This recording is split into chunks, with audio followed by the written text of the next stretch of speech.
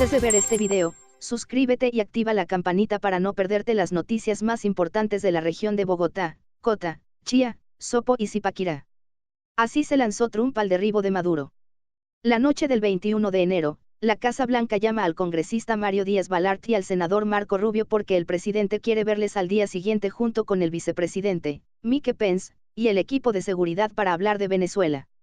Díaz-Balart y Rubio, dos republicanos del ala dura del anticastrismo, han ganado influencia en la era de Donald Trump y, junto con otros legisladores, están presionando al mandatario para que redoble la presión contra el régimen de Nicolás Maduro y lo incluya en la lista de financiadores del terrorismo, en la que ahora solo se encuentran Irán, Corea del Norte, Sudán y Siria. Al salir del encuentro, el martes día 22, los periodistas preguntan sobre el asunto y Rubio echa balones fuera, pero parece exultante.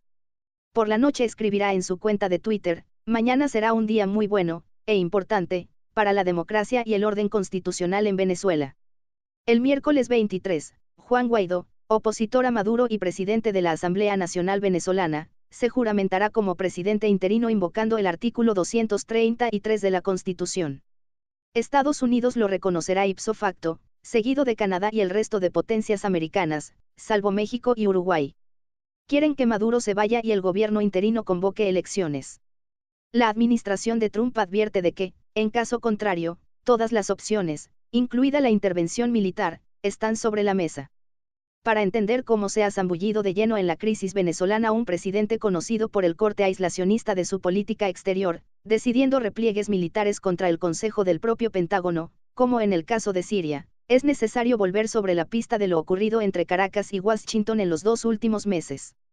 Y también en los 2 últimos años. La hoja de ruta y el abanico de sanciones llevan mucho tiempo diseñadas, desde la misma etapa de Barack Obama, cuenta Fernando Kutz, asesor del gobierno estadounidense. La Casa Blanca emprende un giro respecto al régimen chavista cuando llega el republicano al poder, que se agudiza aún más con la remodelación de su gobierno, cuando prescinde de los moderados y da el mando a los halcones.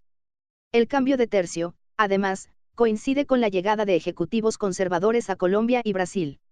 Al sumarse el empobrecimiento cada vez mayor del país y el descontento por la deriva autoritaria, se produce algo parecido a una tormenta perfecta. Influido por Mike Pence, este asunto se cuela desde muy pronto en la agenda de temas internacionales que más interesan a la Casa Blanca. La primera semana tras la toma de posesión, 20 de enero de 2017, Trump pide un briefing sobre Venezuela. Muchas cosas cambian, explica Fernando Kutz, asesor senior del general HRMC Master, el primer consejero de Seguridad Nacional del presidente, que también había trabajado en la administración anterior. La hoja de ruta y el abanico de sanciones llevan mucho tiempo diseñadas, desde la misma etapa de Barack Obama, cuenta Kutz, aunque no llegan a aplicarse. Con el deterioro en Venezuela y la llegada de Trump, empieza la presión contra el líder chavista y en primavera de ese año, con la remodelación del gobierno en Washington, entra en una nueva fase.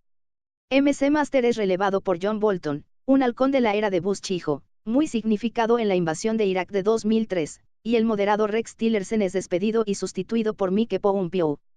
Este cambio es muy importante en esta historia, destaca Kutz. Vence la línea dura el congresista Díaz-Balart coincide en ello. Muchas cosas que la administración intentaba lograr se estaban impidiendo por la burocracia del Departamento de Estado y la llegada de Pompeo, un gran conocedor del hemisferio sur por su papel como director de la CIA, fue en cambio fundamental, afirma.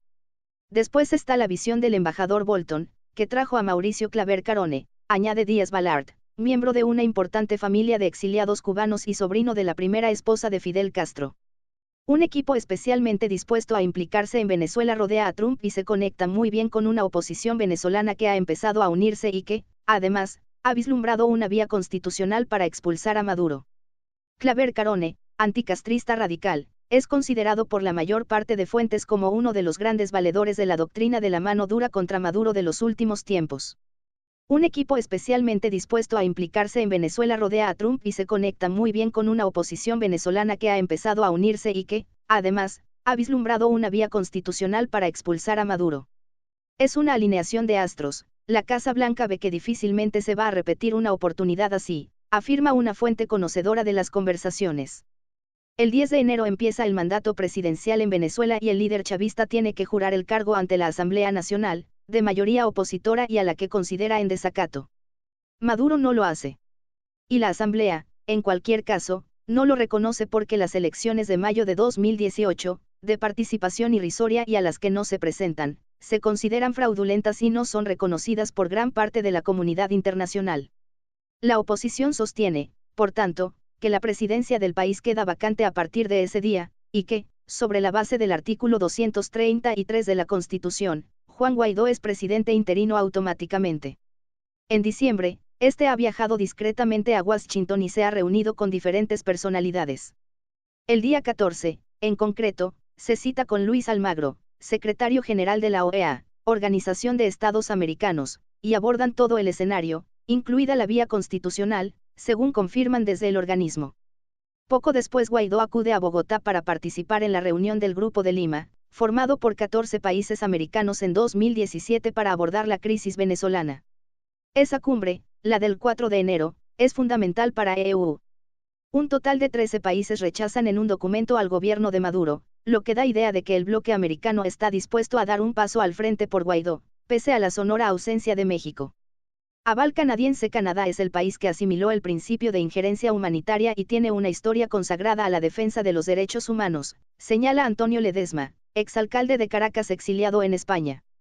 Acto seguido, la entrada en escena de la canciller Chrystia Freeland, es decir, del Canadá del joven y progresista Justin Trudeau, acaba por producir eso que en EU suelen llamar momentum, un momento de impulso. El definitivo, según diferentes fuentes.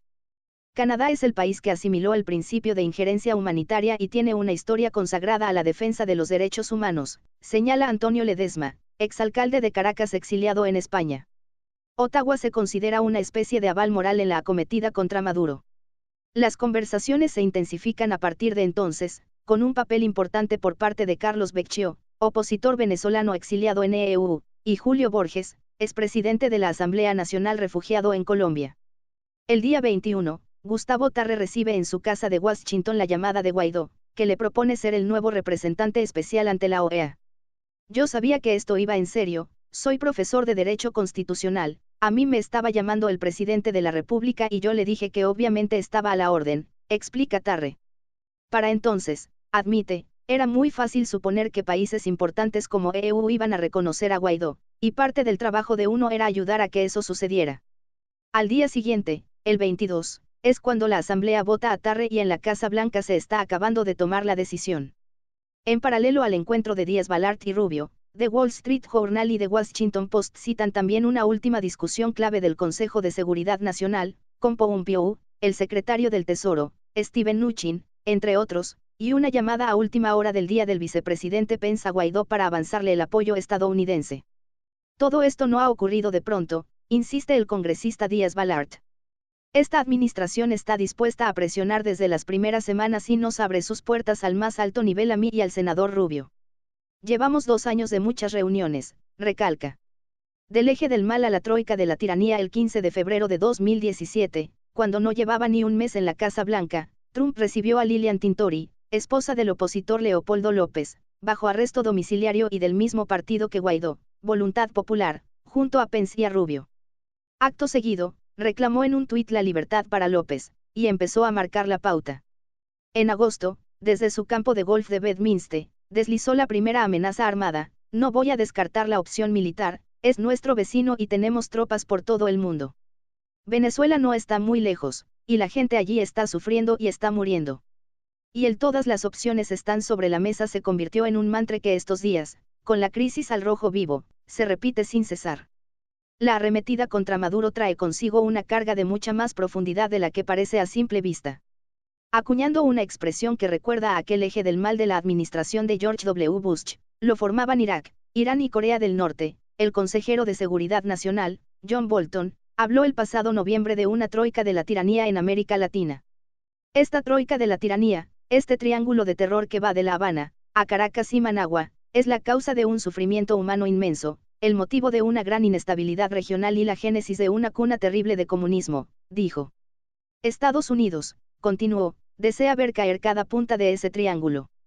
La troika se desmoronará.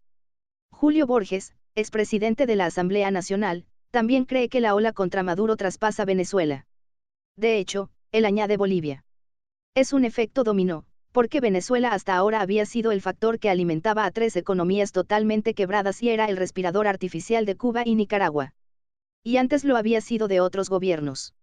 La propia crisis del ejecutivo de Maduro, del cubano, hace que ni siquiera dé para sobrevivir más allá del Caribe o de Centroamérica, y los únicos que les quedan son esos enclaves, Cuba, Nicaragua, y colateralmente Bolivia. En CITV News, recopilamos la información de la región publicada en la Internet para que sea más fácil que te mantengas enterado. Suscríbete, comenta y comparte.